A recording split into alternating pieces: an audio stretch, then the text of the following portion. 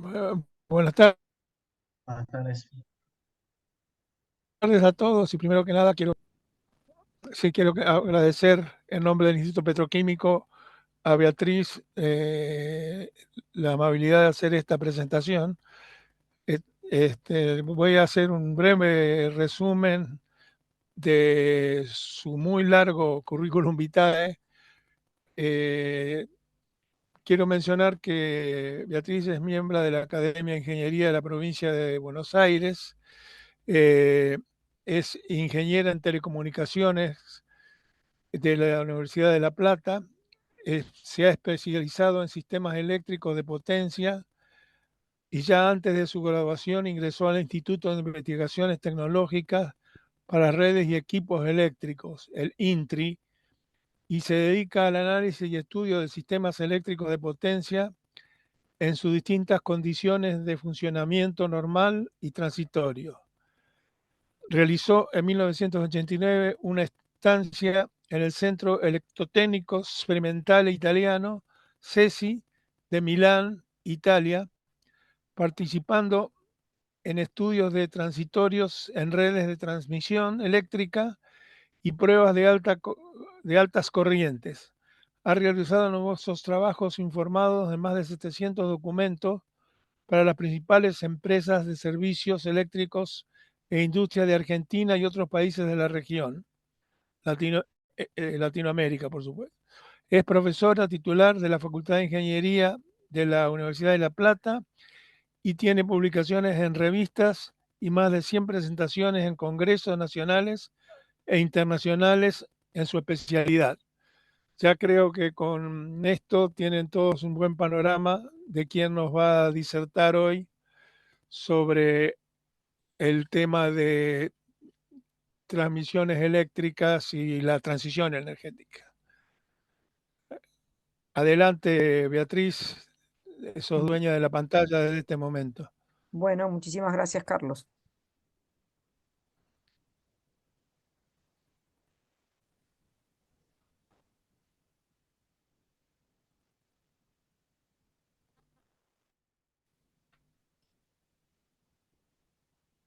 Bueno, buenas tardes. Espero que me estén viendo. Voy a ver, ¿se ve bien? Sí, Bueno, perfecto. mi charlita de hoy va a ser la transición energética, los sistemas eléctricos y la integración de la generación renovable. Eh, Como primero, bueno, se me ocurre que hay que dar una especie de, aunque todos más o menos sepamos de qué estamos hablando cuando nos mencionan transición energética, voy a tratar de dar una definición. La transición energética se refiere a un proceso en el que una sociedad cambia su sistema de producción y consumo de energía de fuentes basadas en combustibles fósiles y no sostenibles a fuentes de energía más limpias, sostenibles y renovables. El objetivo principal de la transición energética es mitigar el cambio climático, reducir la dependencia de los recursos fósiles, mejorar la seguridad energética y promover un consumo y una matriz energética más sostenible y respetuosa con el medio ambiente. Creo que es bastante abarcativa y indica un poco la necesidad de cambiar nuestra forma de consumo. Nosotros hoy nos vamos a centrar en las fuentes de electricidad, que es a lo que yo me dedico, y en estas filminas, en estas fotos, he tratado, no sé si voy a poner el puntero, he tratado de buscar información. Esta información la saqué de la Agencia Internacional de Energía, donde dice cómo a medida que evolucione los años, esto está hecho desde el 2010 hasta el año horizonte, que es el año que le llaman de emisiones ceros o net cero, va a ir creciendo la instalación de generación de fuentes renovables como la solar y la eólica y otro tipo de renovables, y simultáneamente va a ir disminuyendo el consumo de los combustibles fósiles, eh, donde se ve en la filmina, en la foto, de esta foto de abajo, como a medida que pasen los años, digamos, los escenarios planteados para lograr emisiones cero hacia el año horizonte, significarán la reducción sostenida tanto del carbón como del gas y el resto de los fósiles. Fíjense que en la filmina de acá arriba, si uno mira la potencia instalada prevista para el 2050, cerca del 90% de la electricidad provendrá de renovables, y de eso el 70% será solar y eólico. Mayormente en este gráfico prepondera la solar. Esto significa que no solamente tenemos que, para alcanzar las metas, digamos, de los objetivos de emisiones cero al año 2050, necesitamos triplicar por 3 desde el 22 al 30, o sea, desde el 22 que está por acá al 30, triplicar por 3 la instalación de renovables y duplicar la eficiencia o la mejora en la intensidad del consumo, que sería la eficiencia energética. Aumentar la eficiencia de un 2 a un 4% y reducir las emisiones de metano. Esto significa, por otro lado, que tendríamos que llegar a disminuir el consumo de los recursos fósiles en la generación de energía eléctrica, de modo tal de ir creciendo con la generación renovable, como dice esta tablita. En el 2022, alrededor del 12% de la participación en la generación de todo el mundo era el 12% la fotovoltaica y la eólica. En el 2030 se prevé que sea el 40%, en el 2035 el 58% y hacia el 2050 el 70%. Estos son escenarios ambiciosos porque si uno se detiene en cómo es este gráfico, recién alrededor del 2023 hemos llegado a un pico de los fósiles y ahora necesariamente tendríamos que ir disminuyendo. Todavía la tendencia no es clara. Bueno, el tema de cómo se propone esta transición, no solamente modificar la matriz energética, sino también, en cuanto a la generación, sino también aumentar, digamos, la electrificación de la economía. Esto implica, por ejemplo, esta es unas filminas sacada también de la Agencia Internacional de Energía, cómo van a ir creciendo los autos eléctricos a medida que pasen los años, de modo de disminuir, digamos, la generación a partir de fósiles y transformarlos hacia el 2050 prácticamente en eléctricos. Los autos, en menor cantidad, los buses y en menor cantidad aún los camiones. Pero 3/4 partes del transporte se prevé que hacia el 2050, en este escenario de emisiones cero, debería ser eléctrico. Esto implica que nuestro sistema eléctrico cada vez va a tener que tener un desarrollo en todos los niveles. Esto es otro ejemplo de la electrificación de la economía, donde la generación de hidrógeno se haría a partir de la electrólisis en el escenario horizonte, con un crecimiento muy importante respecto de la cantidad de energía de hidrógeno proveniente de la electrólisis, y alrededor de 600 gigawatts deberían estar instalados como capacidad hacia el 2030 en electrolizadores. Estos electrolizadores, seguramente muchos de ellos se van a conectar directamente a la red eléctrica, con lo cual implica que la red eléctrica va a sufrir, digamos, el impacto de toda esta nuevas demandas. Si miramos un poquito lo que pasó desde el 2002 hasta esta tabla hasta el 2022, la instalación de capacidad eléctrica por año, las grises significan las no renovables y las azules las renovables. Las no renovables crecieron hasta el 2010 y comenzaron a decrecer a partir del 2010, y sostenidamente han ido creciendo las renovables. En el año 2002, el 15% de la capacidad anual instalada era renovable, y en el 2022 el 83% de la capacidad instalada por año es renovable, o sea, de la capacidad nueva, ¿no?, instalada. Esto significa que el sistema eléctrico de un escenario como este, que fue el del 2022, donde los países tenían una matriz energética, en los países, digamos, destacados, donde se puede ver cómo van a evolucionar la instalación de generación renovable. Por ejemplo, Dinamarca en el 2022 tiene como más del 60% de generación eólica y solar, fundamentalmente eólica.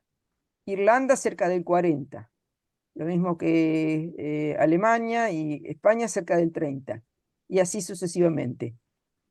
Hacia el 2030, necesariamente la integración de esa generación solar y eólica tiene que aumentar, llegando a niveles del orden del 40-45% para todos los países, lo cual implica un gran esfuerzo en cuanto a el desarrollo del sistema eléctrico.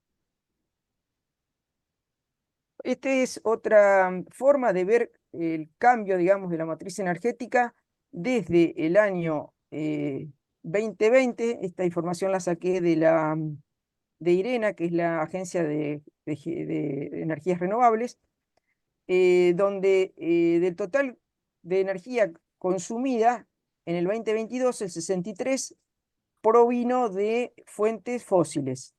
El 22% pasó por el sistema eléctrico, y de ese 22%, un 22%, digamos, perdón, de ese 22%, solo un 28% fue renovable. Hacia el año horizonte, el 2050, se prevé que solamente el 12% será de fósiles, y el 51% de generación eléctrica, digamos, de uso directo de generación eléctrica, del cual el 91% será de renovable. Esto implica, en el gráfico del lado, el crecimiento sostenido de algunos tipos de energía, como son básicamente la solar y la eólica, en los distintos años, 2020, 2030, 2050, donde se ven los escalones de subida, digamos, del eólico y del solar, y la disminución de los no renovables. Esta es una filmina que muestra cómo ha sido entre el enero y febrero del 23 y enero y febrero del 24 en los países de la OECD, donde se ve que las renovables han crecido, la generación a partir de renovable ha crecido, y ha disminuido un poco el carbón, y el gas ha seguido aumentando un poco. O sea, todavía no hay un cambio de paradigma demasiado intenso, pero ya se ve una mejora importante, impulsado básicamente por la Unión Europea, en el incremento del solar, el eólico, y las disminuciones del carbón. ¿Cuáles son los problemas, digamos, que tenemos a esta altura respecto de la integración de esa generación renovable en los sistemas eléctricos? Básicamente hay una cola de espera de muchos proyectos en todo el mundo para poder instalar la generación tanto solar como fotovoltaica de más de 3.000 gigawatts, o sea, 3 millones de megas. Esto se debe precisamente a que hay ciertas restricciones. Básicamente las restricciones suelen ser técnicas y a veces regulatorias, pero uno las podría resumir en estos puntitos que puse acá. Por ejemplo, una de las cuestiones es la aceptación social y las limitaciones en los sitios disponibles. ¿Esto qué significa? Que hay veces que a las personas, si bien defendemos la generación renovable, cuando vemos que nuestro paisaje se puede llegar a modificar por la introducción de paneles solares o de molinos, ya no nos gusta tanto. Entonces, la sociedad no solo a veces aboga por la generación renovable, sino que cuando le molesta al paisaje, le pone ciertas limitaciones. Otra de los grandes problemas es un problema técnico, que es la falta de transportes en las redes, la fortaleza de la red, porque para la incorporación, ahora como vamos a ver más adelante, para la incorporación de esta generación renovable necesitamos un sistema que sea capaz de soportar ciertas situaciones, y esa fortaleza se lo dan los generadores sincrónicos, y precisamente los generadores sincrónicos no son los generadores que se destacan en la generación eólica y la solar. La falta de flexibilidad y almacenamiento. Estas son algunas de los problemas por los cuales hay tanta espera, digamos, en que se aprueben los proyectos. En Argentina, por ejemplo, el año pasado se hizo una licitación por 1000 megas de renovables y se presentaron en el programa este de Mater más de 60 proyectos por más de 5000 megas, o sea, como que hay una avidez por incorporarse a la red, pero hay ciertas restricciones en nuestro país que impiden. Básicamente, por ahora son problemas de la red de transporte. Ahora, tanto en 500 kilovolt como las redes locales de 132. En estas fotos tenemos el potencial tanto de recurso solar como eólico. Se destaca en Argentina todo el noroeste para la generación solar, aunque toda Argentina tiene grandes potencialidades solares. Y en este otro lado se destaca la instalación de generación, la posibilidad de instalación de generación eólica en casi todo también el sur nuestro, la Patagonia, la provincia, nuestra costa, la provincia de Buenos Aires y el mar argentino. Si bien el recurso está, tenemos algunas restricciones que básicamente las restricciones están dadas por las líneas de transporte. Acá puse unos embudos como para indicar que nuestras líneas de 500 kilovolt están con problemas de capacidad que puede ser de varios tipos. Básicamente podría ser térmica, pero también puede ser por otro problema que se llama estabilidad transitoria o problemas de tensión. Si uno ve cómo evolucionó la generación renovable intermitente, si uno quiere decir, en Argentina, que es la eólica y la fotovoltaica, se ve que ya en el 2024 tenemos aproximadamente 3700 megas de eólica y 1467 de fotovoltaica. Estos dos tipos de generación, que son las intermitentes y las más importantes dentro de las renovables, sacando la hidráulica de más de 50 megas, que es la hidráulica tradicional, tanto como les decía, la eólica como la fotovoltaica se encuentran ubicadas en zonas donde la red eléctrica no es muy potente, como puede ser la zona de la Patagonia, la eólica, o la zona del NOA y Cuyo, la solar. En estas regiones, la Patagonia y la provincia de Buenos Aires, tenemos la mayor cantidad de generación eólica instalada. En menor cantidad tenemos en la zona del centro. Y el tema de las redes, entonces, que están entorpeciendo el incremento de la generación renovable, eólica y solar, básicamente son las redes de distribución en 132 kilovolt regionales, las redes de transporte en alta tensión, las estaciones transformadoras también, con los transformadores que son pequeños, y todo eso implica una inversión que por ahora no está resuelto cómo se va a financiar y cómo se va a hacer. Bueno, acá tenemos un poco la idea en este mapita, un poco la idea de cómo se distribuye la generación de acuerdo al tipo de la región, de la potencia instalada, no de la energía, sino de la potencia instalada. Básicamente en la zona de Buenos Aires tenemos la mayoría de la cantidad de generación térmica, y en el litoral.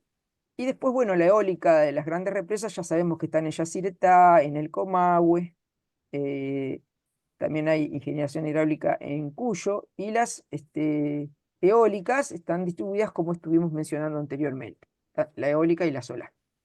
De la potencia instalada actualmente, el 58% sigue siendo térmica, el 4% es nuclear, el 25% es hidráulica con mayor de 50 megas, que son las grandes represas.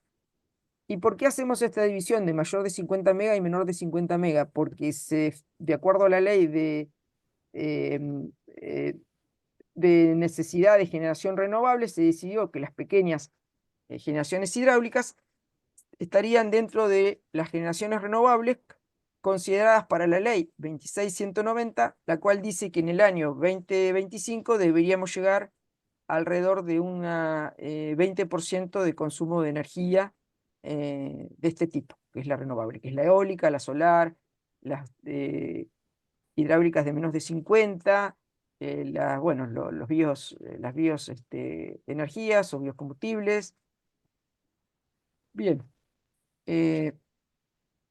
esta es una foto de un día de la página de Camesa, donde un día a una cierta hora, por ejemplo, esto era el 13 de agosto del 23, cómo era la distribución de generación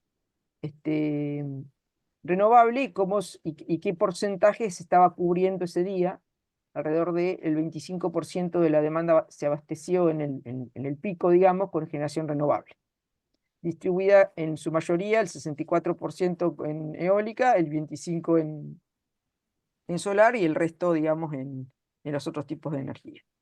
Y la energía anual en el año 2023, generada, digamos, desde el punto de vista del tipo de generación, el 56,4 fue térmico, el 20,8 hidráulico y el 5,1 nuclear. El 13,3 fue renovable, este es el número que en el año 2025 tendríamos que llegar al 20%. O sea que, pero si sumamos como energía limpia las grandes centrales hidráulicas, el consumo de energía limpia fue del 43,6%. En esta filmina un poco se establece esto que decíamos, cuál es la demanda abastecida por la generación renovable, esta eólica y solar, que sería los biocombustibles y la generación renovable de la ley que vimos anteriormente, cómo ha ido creciendo en los distintos años y que, por ejemplo, en el año 2023 el 14,3 de la energía fue abastecida de la demanda, digamos, la demanda energética fue abastecida por las renovables. En el mes de marzo de este año, el 16,4. Bueno, esto evidentemente va a ir creciendo paulatinamente, aunque seguimos con los problemas del transporte como para incrementar esa instalación. En esta filmina está la participación del distinto tipo de fuentes de energías renovables. Se ve que a partir del año 2019 o 2000, en realidad los programas Renovar empezaron en el 2016, se empezaron a instalar en el 2016, 2017 y así sucesivamente. Esto todo amarillo que ha crecido fuertemente, que es el eólico, es parte del programa Renovar y de las nuevas regulaciones tipo Matter que existen en el mercado eléctrico.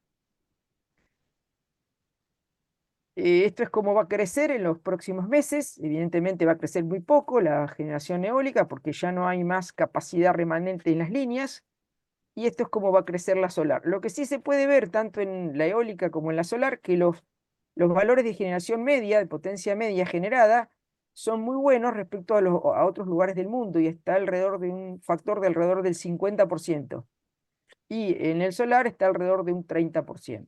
En el solar se ve claramente en los meses de invierno, con menos irradiancia, la potencia media generada es bastante menor, o es menor, no tanto menor, que en los meses de verano. Respecto de los factores de carga, que es eso, en relacionar la energía media con la energía pico, o sea, la energía media con la energía pico, por ejemplo, los factores de carga en la zona de la Puna son del orden del 30 o más grandes, porque esto es para el mes de agosto, y en la zona de la Patagonia suelen llegar al 70%, que es un factor de carga excepcional para la generación eólica. De acuerdo a los informes de Camesa, podemos ver que las potencias eólicas, la tecnología instalada, mayormente han sido los generadores de tipo Vestas, con el 48% respecto a la cantidad de parques, el 48% son de esta marca, y el 51% de los aerogeneradores, un poco más que parque, por aerogenerador el 51%. Hay en total en operación comercial alrededor de 65 parques y 1071 aerogeneradores. Y acá está una distribución de cómo son la cantidad de aerogeneradores según la altura, de la altura del buje, o la cantidad de aerogeneradores según el diámetro del rotor. Y acá algo similar para los parques solares, donde se apunta la marca de los paneles, y la distribución de los tipos de inversores. Acá en los inversores gana Huawei ampliamente, si se mira por cantidad de inversores, el 71%, la cantidad de parques el 40%.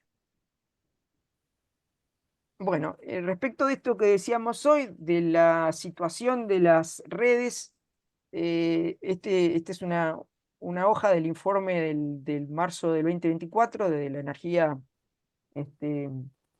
que no se pudo suministrar por problemas en la red de transporte, y la primera que aparece es la línea Cholechuel-Puerto Madryn, que es esta línea acá. O sea, si bien hay restricciones para instalar nuevas generaciones, con la generación que ya esté instalada, hay que hacer cortes porque en algún momento hay demasiada potencia, demasiados parques en funcionamiento y no pueden salir todos. Por ejemplo, aparecen para el eólico prácticamente casi todas las restricciones están en la zona de la Patagonia, y para los solares casi todas las restricciones están en la zona de Cuyo y el Nova. Bueno, ahora pasemos un poquito al tema de los sistemas de potencia y cómo se distribuye, transporta y genera la energía eléctrica, y cuáles son los desafíos de los sistemas actuales de potencia para integrar a la generación renovable. Bueno, un sistema eléctrico tiene grandes centrales ubicadas en algún lugar del país. Aparecen ahora las eólicas, así como está este dibujito, también aparecen las grandes centrales solares, las cuales se van a conectar a las redes de transporte, van a llegar hasta una estación transformadora donde se va a rebajar la tensión de alta tensión a media tensión y luego a baja tensión para distribuirse en los barrios, casas y consumos industriales, comercios. Este sería, digamos, como una situación actual. Evidentemente, a medida que pasen los años, también va a haber generación. Vamos a empezar a ver en los paneles solares conectados en los techos de las casas, y digamos, lo que hoy es totalmente consumo, por lo menos en Argentina, en otros países del mundo ya está desarrollado, va a pasar a ser también generación. Le vamos a llamar prosumidores. Si queremos entender un sistema eléctrico, la estabilidad de un sistema eléctrico y la fortaleza de un sistema eléctrico, podríamos hacer un símil con una bicicleta en tándem. En una bicicleta en tándem tenemos una bicicleta con muchos ciclistas montados sobre ellas, con una cadena común y todos pedaleando al unísono. La velocidad de la bicicleta sería como la frecuencia del sistema eléctrico. El equilibrio, mantenerse en equilibrio a todos los ciclistas moviéndose a velocidad constante, sería la potencia reactiva. O sea, si alguno de estos se suele tirar hacia un lado o hacia el otro, esto caería, o sea, los otros tendrán que hacer un esfuerzo contrario. Eso sería el esfuerzo para mantener en el sistema eléctrico la tensión constante sin volcar. Y evidentemente, si alguno de los ciclistas deja de pedalear, los otros van a tener que pedalear un poco más, porque si no, la bicicleta va a perder velocidad. Por eso decimos que en nuestro sistema eléctrico vamos a una velocidad constante y perpendicular al suelo, no nos tenemos que caer. Si nos caemos, tenemos un colapso de tensión, y si perdemos velocidad, tenemos un colapso de frecuencia. Podemos representar en esta filmina, a los ciclistas que están en rojo serían los generadores, los cuales hay generadores grandes y generadores más pequeños, todos impulsando la cadena hacia adelante, y están las cargas, que serían las cargas resistivas que frenan la bicicleta, y también van a aparecer cargas que son los motores, ahora los vamos a ver, que de alguna manera frenan la bicicleta, no frenando realmente, sino tratando de que los pedales no puedan avanzar hacia adelante. La cadena conecta a todos los elementos del sistema y es equivalente a la red de transmisión. Si se corta la cadena, deja de funcionar este sistema y, bueno, cae el sistema. O sea que la cadena es fundamental para que esto se mantenga en equilibrio, que sería la red de transporte. El movimiento de pedaleo de la figura se transmite a la cadena mediante un engranaje. Eso sería la conversión electromecánica. o sea que es entre el movimiento de giro de la turbina de una central eléctrica y la red eléctrica de alta tensión, como para hacer un símil de qué significa cada una de las cosas. Si hacemos el paralelo entre este sistema de ciclistas que van en una bicicleta en tándem y el sistema eléctrico. Bien. ¿Qué es la fortaleza de la red eléctrica? Bueno, la fortaleza la podemos definir como la habilidad del sistema en un determinado nodo para resistir cambios en la amplitud y la fase de la tensión frente a eventos impuestos de forma externa, especialmente ante fallas. ¿Esto qué quiere decir? Que podamos que en este símil de la bicicleta, que se pueda mantener la bicicleta funcionando a una velocidad constante y que no se caiga ni para la izquierda ni para la derecha. La potencia de cortocircuito significa esto, que los generadores sean capaces de mantener la bicicleta perpendicular al suelo y que no se caiga. Y esto implica tener capacidad de generar potencia reactiva y mantener la tensión constante. La inercia tiene que ver con la energía almacenada, o sea, si alguno empieza a girar, a pedalear un poco menos, digamos, por inercia van a seguir los pedales hacia adelante, y eso es tratar de mantener la potencia constante, significa mantener la frecuencia constante. El balance entre la potencia que entra y la potencia que sale en el sistema eléctrico tiene que mantenerse en todo momento equilibrado para que la frecuencia sea constante. Bueno, ¿qué es la potencia de cortocircuito? Es la habilidad de los generadores de mantener la tensión constante. ¿Cómo la podemos medir? Bueno, medir la potencia de cortocircuito ya es difícil explicárselo a un estudiante de energía eléctrica. Me imagino a ustedes que por ahí no tienen tanto contacto con la energía eléctrica. Porque se define una cosa que es potencia, que es en realidad una corriente, porque es, en este generador hago un cortocircuito. Mido la corriente de cortocircuito y eso lo expreso, lo multiplico por la raíz de 3 porque es un sistema trifásico, por la tensión de línea, y eso es lo que llama potencia de cortocircuito. En realidad no es una potencia, sino una corriente. Los sistemas tienen los generadores sincrónicos, que son los generadores que se utilizan para las generaciones térmicas, las hidráulicas, las nucleares. Todo lo que es la generación tradicional es sincrónica. Toda la generación renovable, intermitente, como la eólica y solar, no es sincrónica. No es un generador sincrónico. Precisamente, cuando uno estudia máquinas eléctricas en la facultad, todas estas cosas se llaman conversión electromecánica de la energía. Bueno, entonces la solar no es electromecánica y la eólica, que es electromecánica, tiene entre medio la electrónica para hacerla más estable, que pierde entonces toda la cuestión de la conversión electromecánica de la energía. El tema de la corriente de cortocircuito, entonces podemos ver que en un generador sincrónico tiene como distintos momentos donde la corriente va a ir cambiando de acuerdo al momento. Al principio es más grande, vale entre 5 y 6 veces la nominal, y a medida que va pasando el tiempo va a ir disminuyendo hasta llegar a ser un valor más pequeño. Pero es decisivo los primeros instantes, digamos los primeros 5 o 6 ciclos, y después el periodo siguiente, que se llama transitorio, el subtransitorio y el transitorio, porque todos los sistemas de protección están pensados para responder a estas cuestiones cuando hay una falla, y rápidamente se dan cuenta que hay una falla y logran despejarla. Si hay una falla y logran despejarla, significa que vamos a poder salvar al sistema de un colapso. Si no nos damos cuenta, la falla puede perseguir y el colapso se va a desatar. Si un sistema tiene muy buena potencia de cortocircuito, significa que estamos cerca de un generador sincrónico, y en la medida que nos alejamos de ese generador sincrónico, la potencia de cortocircuito va a disminuir, o sea, la capacidad de mantener la tensión constante va a ser mucho más difícil en este nodo después de una línea de transmisión que sobre el mismo generador.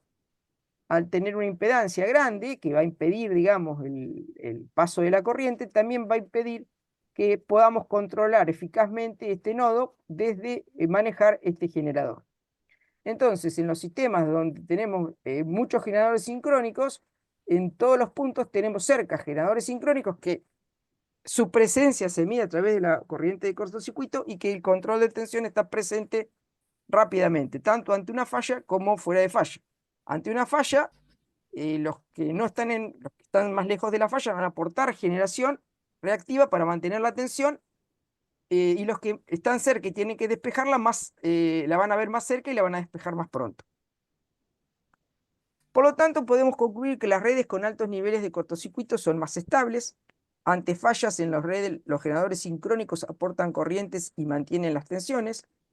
Los generadores sincrónicos son fuentes de tensión, básicamente son fuentes de tensión, y transitoriamente tienen una impedancia muy baja y aportan una corriente de cortocircuito de 5 veces la nominal. O sea, la potencia de cortocircuito en realidad no es que yo quiero que mi generador esté en cortocircuito, yo quiero que mi generador sea capaz de entregar la suficiente potencia reactiva como para controlar la tensión, y eso, y un parámetro o un indicador de eso es la corriente de cortocircuito. Si la potencia de cortocircuito es baja, la impedancia de ese sistema es alta y la tensión varía mucho. O sea, si yo tengo una impedancia alta entre el nodo de tensión firme y este nodo, cualquier variación en P y en Q que circule por aquí va a producir variaciones de tensiones que se van a reflejar en el nodo donde tengo, por ejemplo, conectada alguna demanda. Bien. Otro punto para analizar la fortaleza de la red es la inercia. ¿Qué es la inercia? La inercia es la manifestación de la energía cinética acumulada en las masas rotantes. No lo dije anteriormente, pero la potencia de cortocircuito tiene que ver con la energía almacenada en los sistemas magnéticos, digamos, electromagnéticos, mientras que estos serían la energía almacenada en los sistemas electromecánicos. La energía almacenada en los sistemas electromagnéticos dura muy poco. La almacenada en los sistemas electromecánicos puede llegar a durar un poco más. Tiene tiempos de duración más extensos. La inercia se relaciona entonces con mantener la frecuencia ante un desbalance entre la demanda y la generación. Normalmente, si no tenemos un desbalance, el sistema está en equilibrio. Cuando hay un pequeño desbalance, si la potencia que se consume es mayor que la que se genera, la frecuencia cae. Si es al revés, la frecuencia sube. Esto sería en la bicicleta, si algún ciclista que es generador se sale de la bicicleta, la frecuencia va a ir disminuyendo. Y si alguna carga, que serían los ciclistas que que están frenando o hacen de motores, se baja, digamos, la velocidad va a aumentar. Eso significa esta símil entre la frecuencia y la velocidad del tándem. A mayor inercia, decimos que son menores los cambios de frecuencia, digamos, porque pequeñas variaciones, uno puede definir la relación entre el delta de frecuencia y el delta de tiempo a través de una ecuación, bueno, una ecuación diferencial que básicamente es la fuerza igual a masa por aceleración, nada más que puesta en función de la inercia, y la velocidad es la velocidad de rotación. Queda esta expresión que nos dice que el incremento de frecuencia dividido el incremento del tiempo es igual a la frecuencia, en este caso en nuestro país 50 Hz, dividido 2 veces el H del sistema y el delta de P del sistema. Entonces, si imaginamos nuestro sistema de transmisión con nuestras generaciones, que son casi todos por ahora sincrónicos y mínimamente, podríamos decir que hace unos años teníamos mucho menos que ahora, aunque ahora tenemos renovables, todavía podemos decir que nuestra inercia está alrededor de los 5 segundos, hay un desbalance de potencia del orden del 0,05 por unidad. Eso significa que si tenemos abasteciendo una demanda de 3.000 megas y sale un generador de 1.500 megas, una central con 1.500 megas, como podría ser Yacyretá, entonces se produce un delta de frecuencia del orden del 0,05 por unidad, que es 0,25 Hz. En aproximadamente un segundo. Si nadie detiene esto va al colapso porque el sistema no está preparado para ese desbalance. Si mi sistema tiene generadores de todo tipo, yo tendré que hacer para evaluar la inercia del sistema, un promedio ponderado de las inercias de cada uno de mis generadores. La inercia por su potencia y después sumadas todas ellas y dividido por la potencia total del sistema me daría 5 segundos, por ejemplo, que se utilizan en los sistemas argentinos. Si uno piensa que a medida que va incorporando al sistema eléctrico generadores con electrónica de potencia, los cuales no tienen inercia, entonces este número de arriba va a disminuir, este número va a seguir siendo más o menos la misma demanda, lo cual esto va a disminuir. Entonces, ante un desbalance, esta caída va a ser mucho más profunda y podremos tener pendientes tales que no podemos recuperar, porque si la frecuencia cae mucho, los generadores tienen relés de su frecuencia y empiezan a salir. Si empiezan a salir, el problema más crítico, porque es como que disminuye lo que entra y lo que sale, que es la demanda, más o menos está permaneciendo constante. Hay muchas formas de explicar esto. Bueno, una forma de explicar esto es suponiendo, esto es un ejemplo del sistema americano, por eso dice acá 60 Hz, o sea, del norteamericano, ¿no? La generación sería la entrada al recipiente esto y la carga la salida. El nivel sería la frecuencia. Cuando lo que entra es igual a lo que sale, la frecuencia se mantiene constante. Si tenemos una entrada mayor que la salida, entonces el nivel sube y la frecuencia sube. O sea, si la generación es más grande que la carga, la frecuencia sube. Y al revés, si la generación es menor que la carga, la frecuencia baja. Y si este recipiente es más grande, bueno, tardará más en subir o bajar el nivel. Que eso sería la inercia, la capacidad, el volumen del recipiente sería la inercia. Para combatir, digamos, estas variaciones en el sistema real, o sea, el nivel sería esta negra, que sería la frecuencia, en el caso de los sistemas eléctricos. Al principio, para evitar la caída de esto, bueno, se pone en juego la energía almacenada en las masas rotantes, como decíamos hoy, para que esto no sea un escalón que baje a cero inmediatamente. Y los generadores comienzan a entregar, los generadores que se anotan como generadores para hacer el control primario de frecuencia, empiezan a subir su potencia activa, de modo tal de ir disminuyendo la caída repentina que ha tenido la frecuencia por la salida de otros generadores, por ejemplo, o la entrada de grandes demandas. Después de un determinado tiempo, comienzan, los generadores comienzan a necesitar que su reserva le restituya porque está, si no, el sistema sin reserva. Entonces aparecen los generadores que hacen el control secundario de frecuencia y le devuelven a los que estaban haciendo el control primario la reserva para la próxima eventual falla o disturbio. Y después de un tiempo, digamos, el operador del sistema decidirá arrancar otras máquinas para que los que hacían la regulación secundaria en tiempos más largos vuelvan a tener la reserva necesaria para la próxima para las próximas crisis o desbalance del sistema. Respecto de, entonces de esto de mantener la frecuencia constante, la frecuencia se debe mantener constante en una banda bastante estrecha, como está dibujada acá. Esta misma banda se les exige a los renovables para que no se desconecten de la red. Si uno tiene variaciones de la frecuencia entre 52.5 y 47.5, por lo menos tiene que soportar 15 segundos. Y así sucesivamente, entre 48 y 52, 25 segundos, entre 48.5 y 51.5, 100 segundos, y entre 51 y 49, infinito, o varias horas.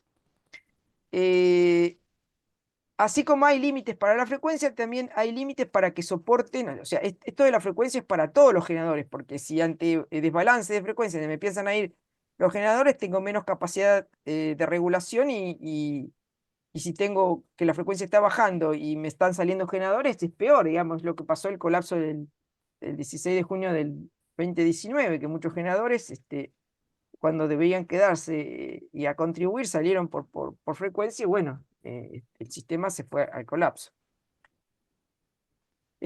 Otro de los temas es la curva límite de tensión, lo que se les pide a los generadores renovables, que son los que están basados en la electrónica de potencia.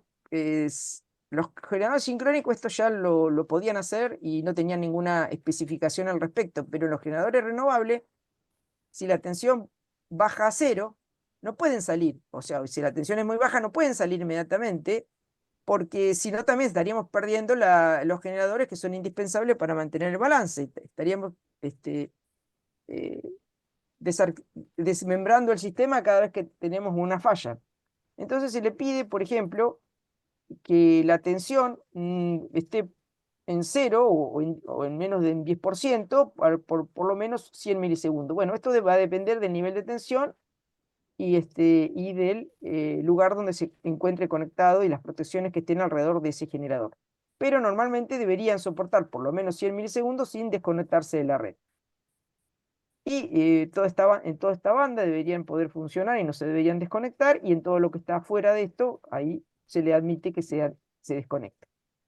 No solo se le exige a los generadores renovables, que son los famosos inverters, que es la electrónica de potencia, de los full converter o de los solares, no solo se les exige que queden conectados durante una falla, sino también que durante una falla deberían aportar a evitar la caída de tensión mediante el aporte de reactiva. Si la tensión está muy baja, deben inyectar potencia reactiva, que es como decíamos hoy en el tándem, que tenemos que tratar de enderezar la bicicleta para que no se nos caiga. Y si la tensión está muy alta, deberían absorber esa reactiva.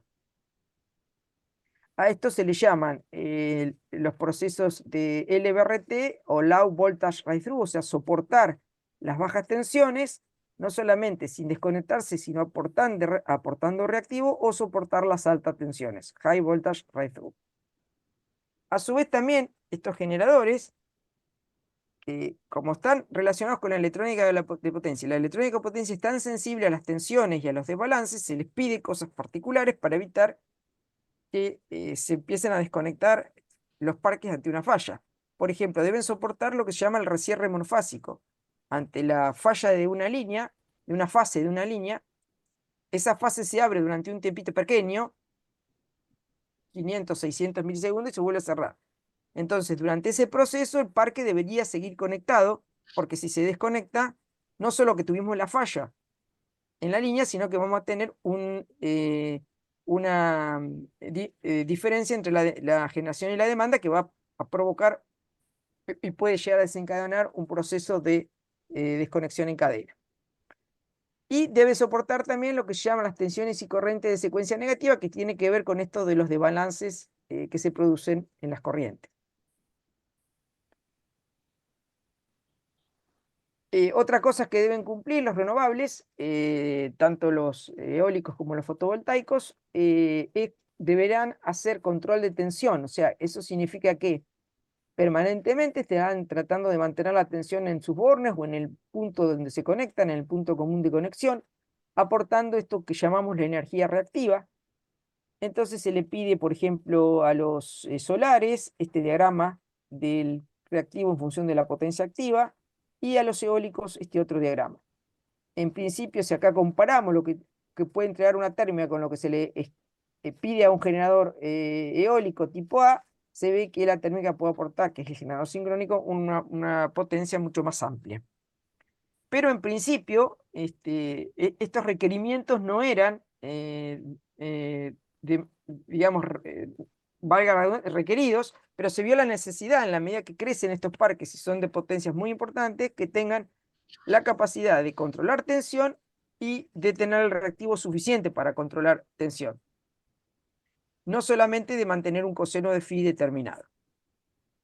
También se les pide que controlen cuando la frecuencia sube, digamos, que es cuando hay exceso de generación, ellos pueden bajar su generación, entonces también se les pide que controlen la frecuencia por sobrefrecuencia. Por mínima frecuencia no, porque deberían, en principio se está priorizando que puedan generar la máxima energía que pueden, y si uno quisiera tener una reserva para controlar las caídas de frecuencia, debería perder parte de esa energía. Por ahora no es requerido, por lo menos en Argentina. Bueno, el impacto entonces de las generaciones renovables en todas las tensiones de la red va a estar determinada por cómo va a ir creciendo esta generación, puesto que a medida que vayan incorporándose esa generación renovable que vimos hoy en la eólica y la solar, básicamente se necesitará la electrónica de potencia. La electrónica de potencia es la herramienta que se utiliza ahora para la conexión de estas generaciones. Entonces, va a ser difícil, digamos, de predecir, digamos, en realidad, hoy por hoy, ¿cómo hacen el despacho? Bueno, tienen pronósticos del tiempo y en función de eso van haciendo medianamente el despacho, pero lo van reactualizando cada tiempos más cortos, cosa que no se hacía antes ni con las térmicas ni con las hidráulicas, que eran, digamos, muy planificables o predecibles.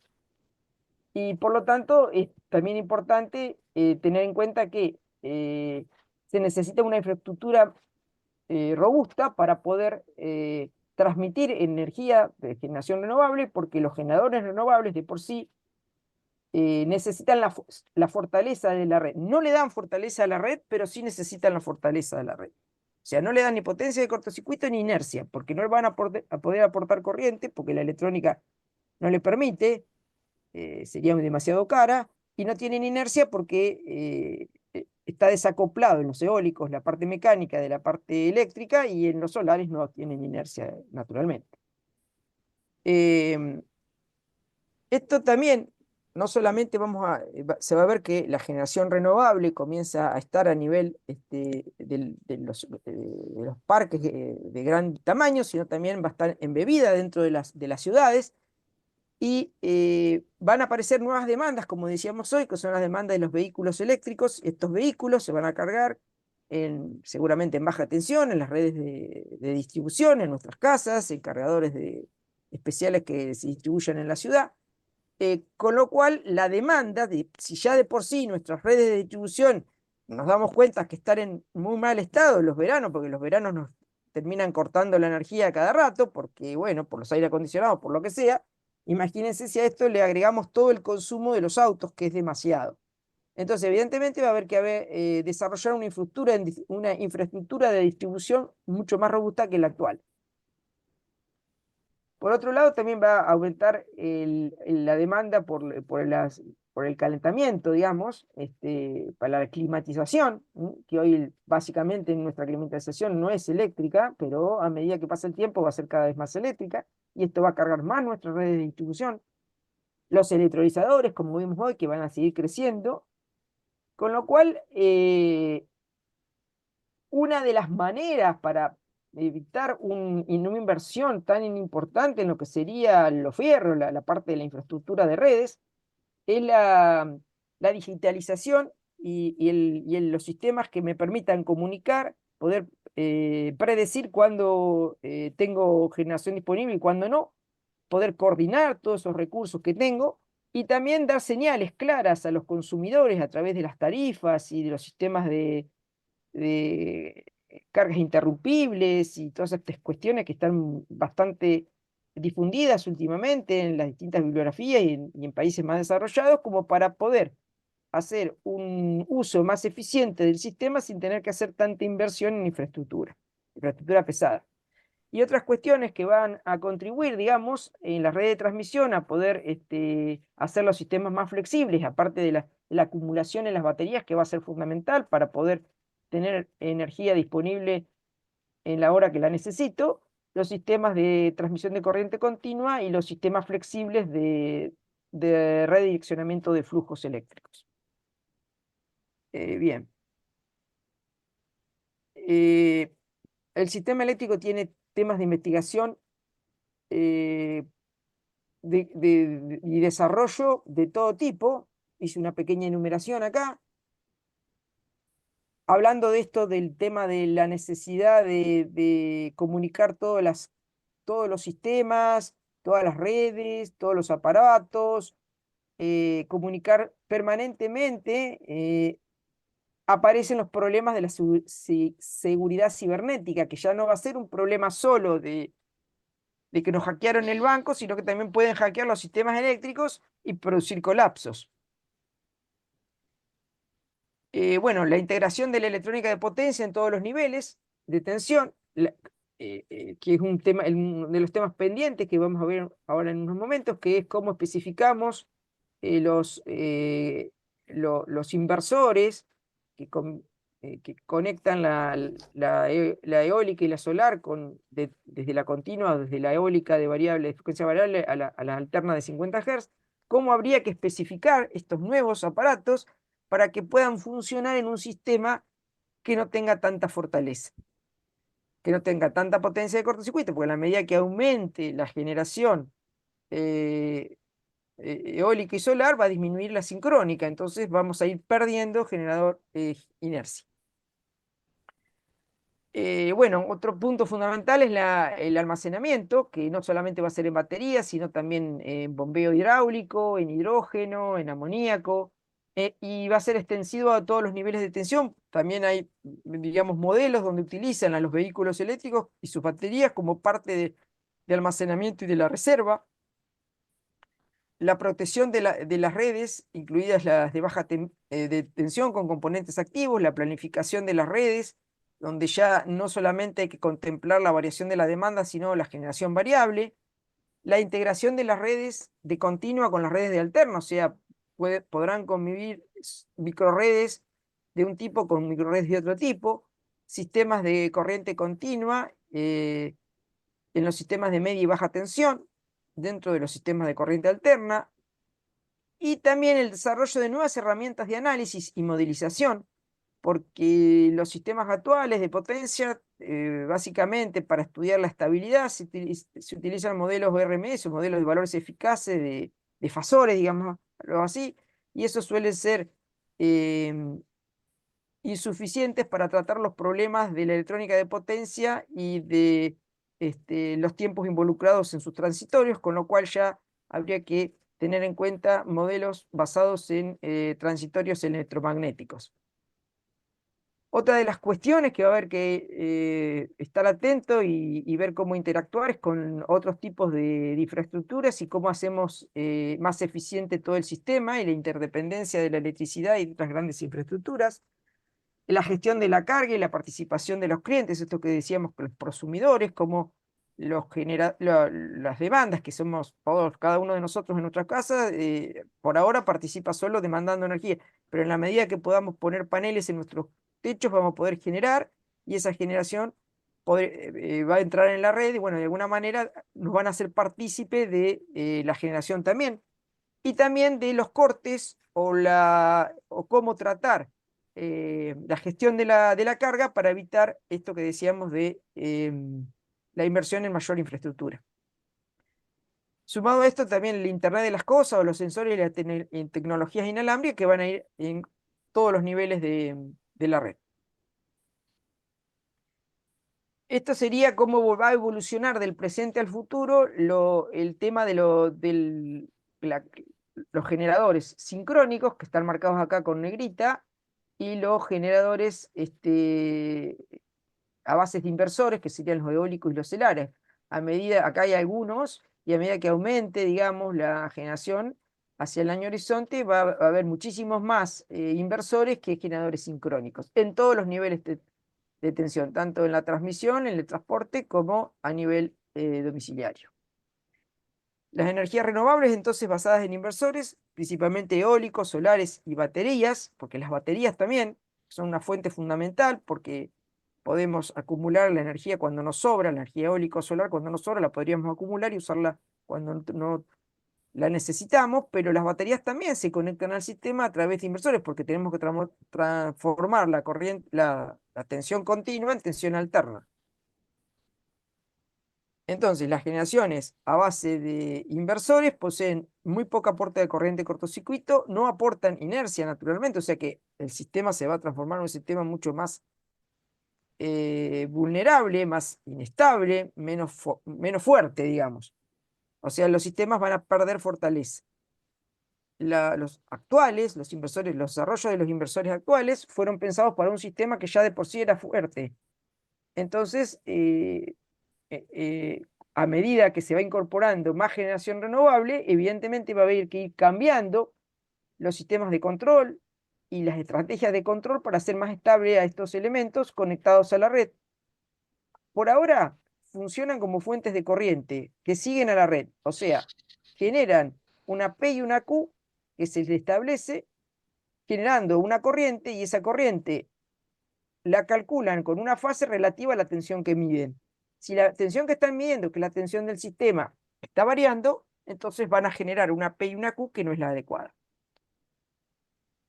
Bueno, ¿cuándo decimos que un sistema es fuerte o es débil con esto de la potencia de cortocircuito era una de de los indicadores, y entonces podemos decir que esta es una gráfica del coordinador chileno, que ellos ya están con problemas de potencia de cortocircuito, porque en el norte de Chile han instalado muchísimos solares y, y han ido sacando las centrales a carbón, entonces tienen poca potencia de cortocircuito, entonces han desarrollado, digamos, este tema un poco más adelantado que nosotros, y se ve que cuando la relación de la potencia de cortocircuito sobre la potencia total de los inversores es menor que 1,5, o sea que tengo, uno sería que tengo la misma potencia de cortocircuito que los inversores conectados.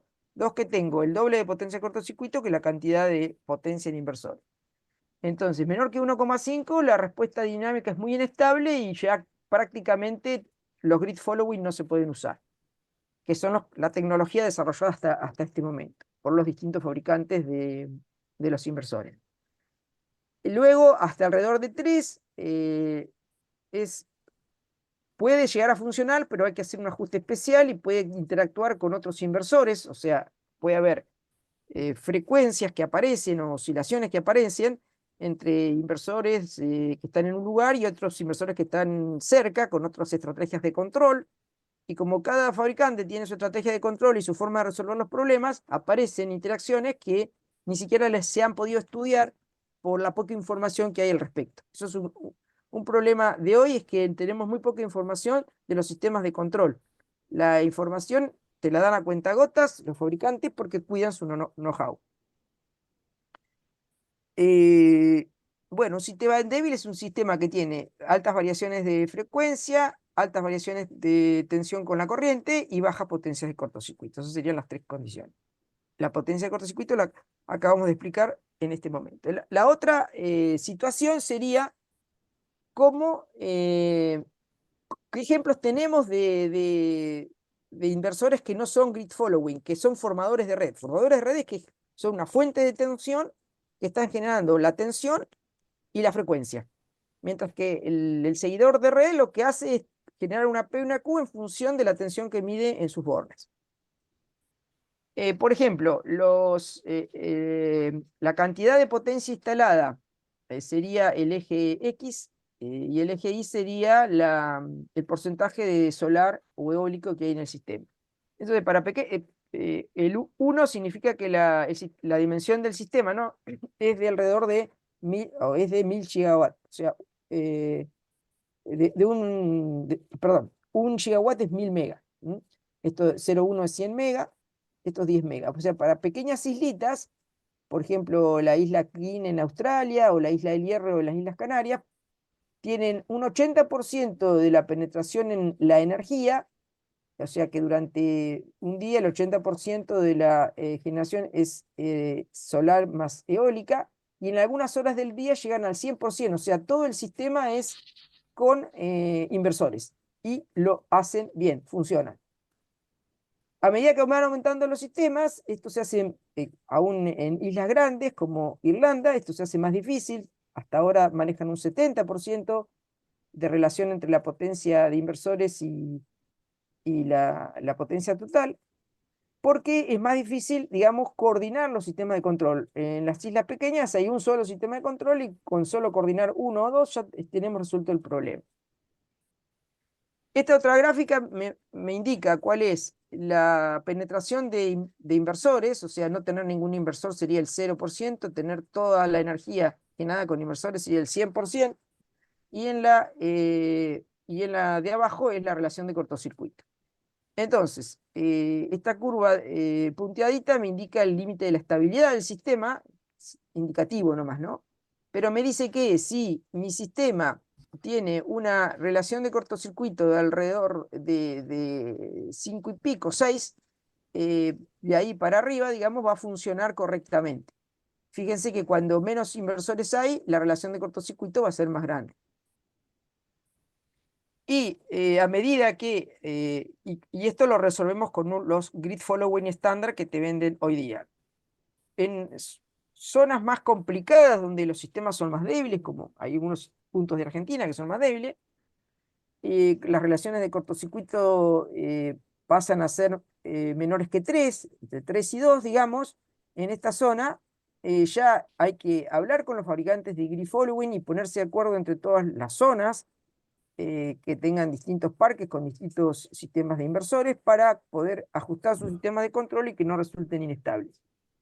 Ya cuando la relación de cortocircuito es cada vez más, más chica o la penetración es cada vez más grande, esto hace que ya el grid following sea bastante más difícil de poder ajustarlo. Hay que mitigar estos con algún método de mitigación, como puede ser aumentar la potencia del cortocircuito poniendo compensadores sincrónicos o generadores que en vez de tener potencia activa tienen solamente reactiva. Y después de este punto ya esto es solamente aceptable si se piensa en otro tipo de sistemas de inversores que se llaman los formadores de red o grid forming.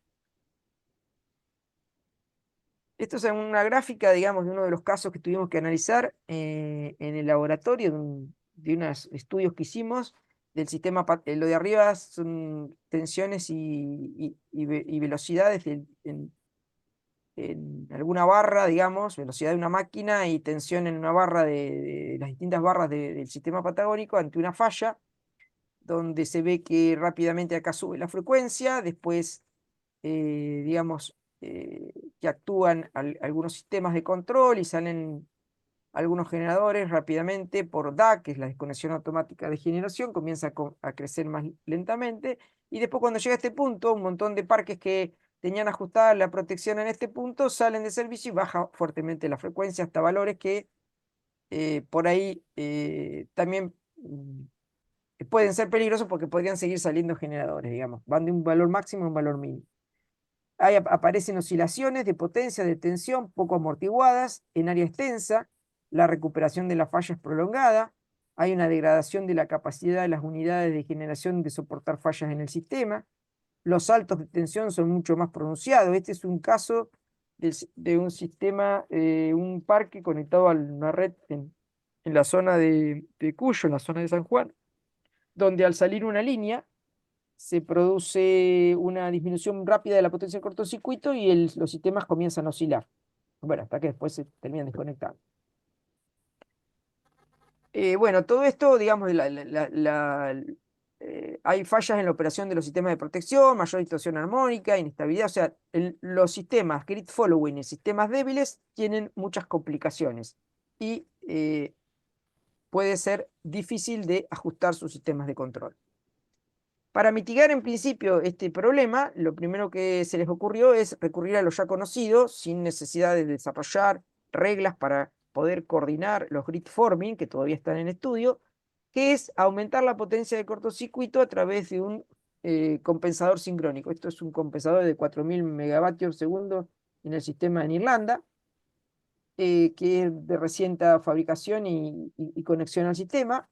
Tiene un volante de inercia, que es esta parte de acá, para aumentar la inercia, de modo tal que ante un desbalance en la potencia eléctrica se produzca una caída lenta de la frecuencia, y puede controlar la tensión a través de su sistema de excitación.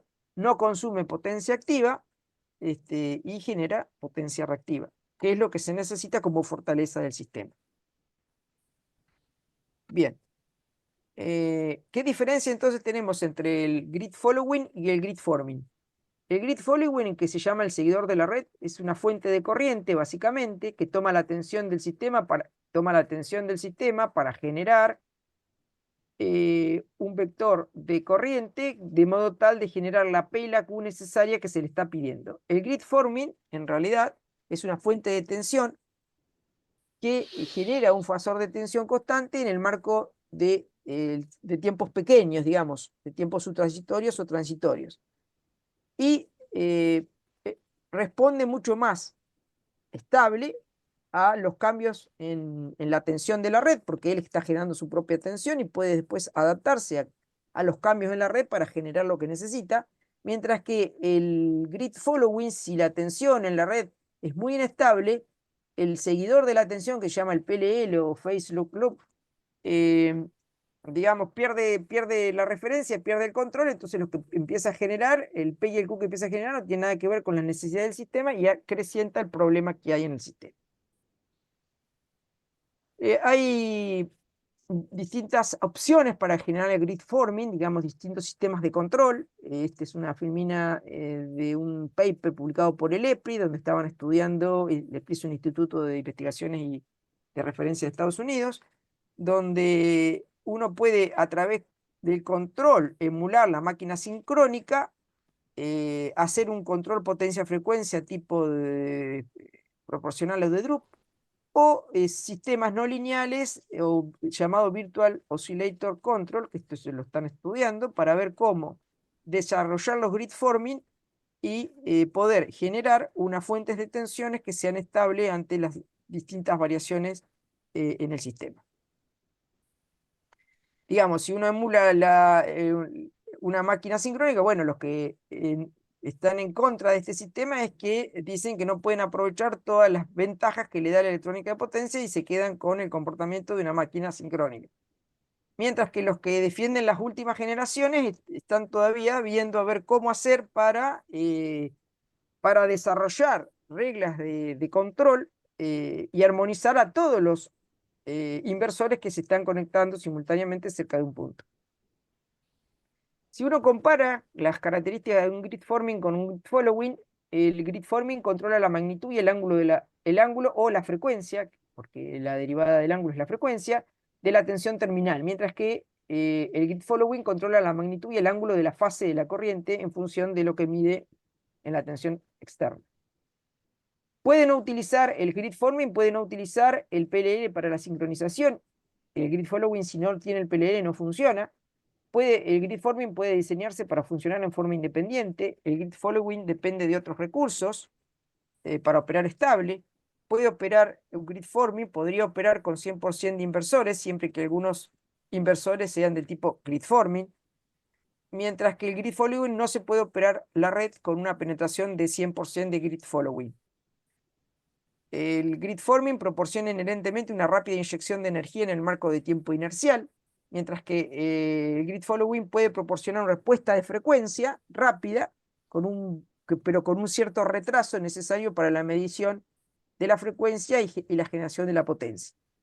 El grid following no puede funcionar en sistemas con SCR bajos, o sea, las SCR tienen que ser bastante mayor que 1, mientras que el grid forming no tendría problema en funcionar con relaciones alrededor de 1.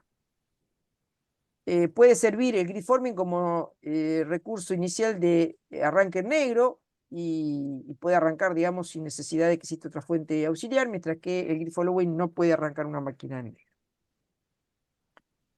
Respecto de los requerimientos que tienen que tener un grid forming, en eso están trabajando distintas instituciones y organismos para definir. Los australianos están bastante adelantados, por supuesto los americanos con el NREL, que es el Laboratorio de Generación Renovable. Instituciones como el Unify están desarrollando junto con el NREL las nuevas versiones para escribir las especificaciones de los grid forming y poder entregárselas a los fabricantes, pero estos consorcios generalmente están compuestos por los entes reguladores, los fabricantes y los usuarios y los operadores de la red para definir cuáles son las necesidades. Todavía estamos, digamos, un poco atrasados en poder decir, bueno, podemos ya tener una red 100% renovable. Se han puesto de acuerdo en algunas funcionalidades comunes de estos grid forming, como que se tiene que tener una respuesta inmediata al cambio en el ángulo de la fase de la tensión en menos de 5 milisegundos para evitar la inestabilidad del sistema, respuesta inmediata en el cambio de la magnitud de la tensión, respuesta de eventos ante variaciones de potencia para que responda al control de frecuencia, comportamiento aceptable en los límites de corriente y las transiciones. O sea, esto es porque los sistemas estos de electrónica de potencia tienen muchas entradas on-off que pueden hacer inestable el sistema, entonces las transiciones entre esas entradas y salidas puede llegar a provocar oscilaciones, las cuales deben ser tenidas en cuenta no solo en el momento de del diseño del aparato, sino también cuando se estudian los sistemas de potencia con estos sistemas para poder prever y predecir qué va a ocurrir en esas transiciones.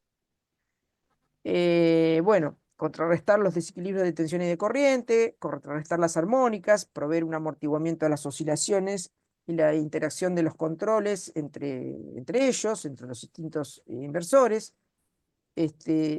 Operar en sistemas con baja fortaleza, estos que decíamos, que necesariamente va a ir bajando la potencia de cortocircuito, igual el sistema tiene que ser estable. Operar en isla y el arranque en negro.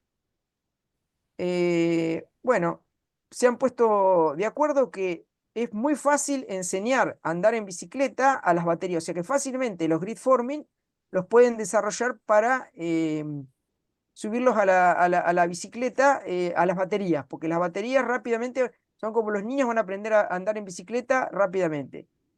Tienen todas las posibilidades con mucho menos esfuerzo. Mientras que los solares sería posible, por eso hay un mono con unas rueditas acá para que se integre al sistema el grid forming, pero con un significante esfuerzo. Y el eólico es mucho más complicado porque tiene toda la electrónica de potencia, debe usarse para evitar posibles esfuerzos en la parte mecánica, el impacto mecánico que tiene en el sistema. Ya se han puesto de acuerdo, digamos, los fabricantes para ir desarrollando en las baterías. Hay proyectos en Estados Unidos, en Escocia, en Australia, en Gran Bretaña, para incorporar los grid forming a nivel de las baterías. Lo más desarrollado está a nivel de las baterías.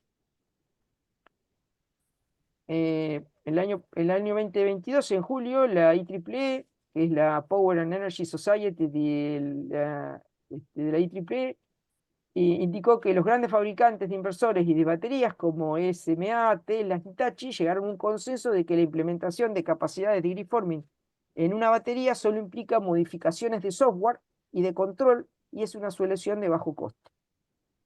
Llegaron a la conclusión, todo lo que se necesita para la adopción generalizada es una especificación técnica clara por parte del operador del sistema y la demanda de los desarrolladores de estos proyectos.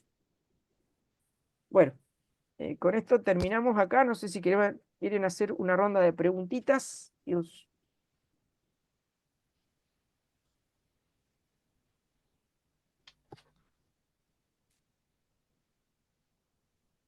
Estoy a disposición. Yo hasta ahora no veo preguntas. La única pregunta que se me ocurre es que cuando todo el sistema sea eólico, solar, nuclear, los costos de todas estas protecciones de redes no van a ser mucho más caro el sistema eléctrico Y o el bueno, costo de eso la electricidad. en realidad hoy por hoy es más caro. Lo que pasa es que en el futuro no se sabe. O sea, por ejemplo, las baterías disminuyeron su costo en los últimos años, en los últimos 10 años, un 90%. O sea, a medida que las tecnologías se van desarrollando, también van bajando su costo, lo mismo que los solares. Evidentemente, el sistema que tenemos hoy es muy diferente al que se propone para el 2050 si queremos tener cero emisiones. Lo que sucede es que, bueno, esa transición no puede ser tan eficaz y rápida y barata como debería. Las tecnologías van disminuyendo su costo. Si el sistema actual va a ser más caro o más barato que el futuro, no lo sé. Lo que sí es que hay que seguir trabajando y desarrollando y esto de que los sistemas de control y los sistemas de información y la Internet de las cosas y todo eso va a influir y sí va a influir, porque en la medida que uno pueda gestionar la demanda, también uno puede lograr amesetar el consumo de energía y hacer todo más eficiente, ¿no?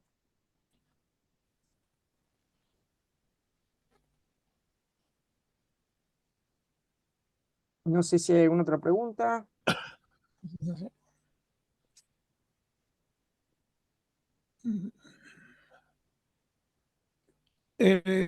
Yo uno de los sistemas de Irlanda con grandes inercias de volantes.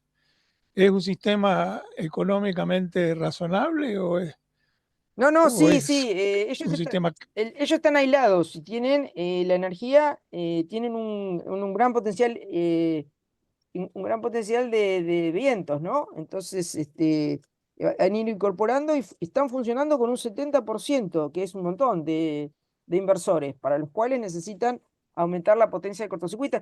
Y los españoles también escribieron unas, digamos, normativas donde premian a los que ponen compensadores sincrónicos para aumentar la potencia de cortocircuito y lograr que los inversores de tipo grid following, que son los que están ahora desarrollados, puedan funcionar sin problemas.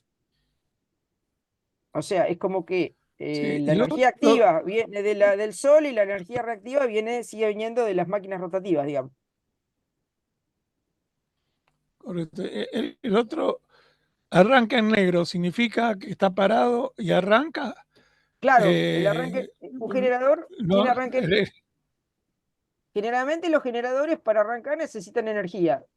Y al arranque negro se le llama a aquellos generadores que tienen su propia energía para arrancar. No todos en el sistema tienen su propia energía para arrancar. Hay algunos que sí. Y por eso es un servicio que se le paga, ¿no? Tienen generadores diésel, qué sé pero yo. eso Arranca negro significa arranque inmediato, Claro, arranque casi instantáneo. Claro, arranque sin tensión en la red. Ellos son los que van Ah, restituyendo el sistema. Sin tensión en la red tienen que arrancar. A eso le llaman arranque negro. Por eso los bueno, grid yo no forming. veo preguntas. Sí, no, te escucho. No digo que los grid. No sé si quieren que deje de compartir. Ahí está. Si alguno tiene, a ver, preguntas en el chat, ¿no hay ninguna pregunta? Sí, yo no recibo preguntas. Sí, No. yo puse una, te la hago oral Dale. nomás. Es decir, que para el desarrollo, digamos, dentro de lo que serían las dificultades de la Argentina para avanzar en renovables, no solo basta con poner más líneas de tensión hacia la zona patagónica o hacia la zona noroeste, sino que hay que resolver estos otros problemas. O sea, tiene que ser Sí, claro. línea más todo lo que haga falta para darle Claro. equilibrio a la red. Sí, lo que sucede es que hoy por hoy hay más energía de la que se puede sacar y el límite inmediato es la línea, pero va a llegar un momento que también va a ser la tecnología. La tecnología. Ajá. Claro. Ujú. Falta mucho entonces. Sí. Va muy lento porque Sí. el primer gran escollo son las líneas y todavía no se ponen de acuerdo cómo van a resolver el problema del financiamiento, así que es Ujú, lento. ujú. Lo que sí que hay un potencial enorme, ¿no? Entonces, y uno ve como otros países, como los chilenos, lo han hecho de una forma muy rápida. La renovación, digamos, de su parque. Sacaron casi todas las de carbón y pusieron solares. Y ahora tienen un problema. Ahora tienen un problema, seguro. Sí, sí. Pero Hay bueno, muchas empresas trabajando, Argentina trabajando allá para resolverlo, por lo que se claro, escucha acá en el medio, sí. seguramente, sí. Pero bueno, por ahí lo hicieron demasiado rápido. Claro. Sí, digamos, América del Sur es uno de los que menos emite porque tenemos mucha generación hidráulica, digamos, en comparación con otras partes del mundo. Entonces, nuestra matriz es bastante limpia, Claro. eh, Y digamos. con bastante mecánica, con lo cual todavía tenemos espacio para Sí, meter claro, todavía. claro, Claro. claro. Ujú. Podemos seguir poniendo solar y eólica sin cambiar las tecnologías todavía porque tenemos mucha Perfecto. generación. En cambio, bueno, los europeos que están cambiando mucho, bueno, ellos no tienen problemas en limitaciones porque eh, por eso están tratando de mitigar con lo que pueden el tema de la potencia de cortocircuito, esto que veíamos hoy, ¿no? Muy interesante. Bueno, yo no sé si no hay ninguna otra pregunta. No solo cabe agradecerle a Beatriz la calidad y la claridad de su presentación y gracias a ustedes los que han participado. No sé si alguien tiene algo más que decir. Gabriel, ¿vos estás todavía ahí? No, Gabriel ya se retiró. Bueno, Claro, entonces, muchas gracias, Beatriz. Bueno, cualquier Y cosa, si ustedes tienen alguna duda, bueno, yo puedo compartir mi Ah. correo, que no se los compartí, pero puedo compartir mi correo y me las mandan a Perfecto. que no sé dónde lo tengo que sí, poner acá el yo no correo. ¿eh? dejo de meter de mi muletilla. Para el 2050 la fusión nuclear va a solucionar todos estos problemas. Y también, sí, evidentemente Eh, de eso yo no hablé porque no, ni yo la creo agencia, que la agencia de no, energía ni la tiene en cuenta, pero sí, si rápidamente se desarrolla eso, eso va a ser la solución, Us- la solución más us- rápida, ¿no? ya le está, Usó los generadores y los demás nada, ya hubo el digamos, ¿no? primer reactor, el primer reactor que le ganó en cantidad de potencia producida con respecto a la consumida. Poquito, Claro, unos segundos, pero ya por eso. Lo que pasaron pasa que una uno, línea roja que era que claro, lo que pasa es que uno piensa con la mentalidad de los últimos 50 años, entonces como dice, uy, eso está lejísimo, pero los avances son tan rápidos que en 10 años cambia todo. Que en 10 años cambia todo. no creo 10 años, pero yo creo que para el 2050 la fusión nuclear va a resolver. Es Digo, por eso, mi pero convicción, que nosotros no estamos vamos, mucho más quizás no cerca. estemos nosotros, ¿no? No sé, quizás no vivamos para esa época, ¿No? así que no sé, de allá arriba lo veremos. Cuando, No creo que llegue al 2050. cuando yo estaba en la facultad, hace años,